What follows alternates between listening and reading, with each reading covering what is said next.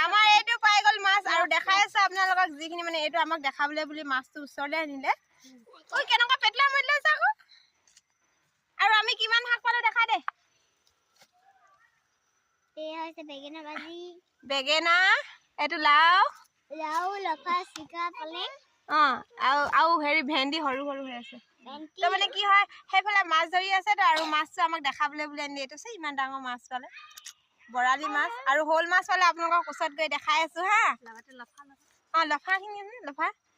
মানে বাৰীখন শুকাই গ'ল আকৌ বৰষুণ চৰষুণ নাই এতিয়া বাইখন মানে শুকাই গ'ল চাই আছে মোক আৰু আমাৰ বাৰী মালিকানী এগৰাকী নামটো কৈ দিয়া বেটি নমস্কাৰ মোৰ নাম শ্ৰীমতী শিৱাংগী হেনচিৰা হয় নাই আমি একে পৰিয়ালৰ মানুহ হয় নাই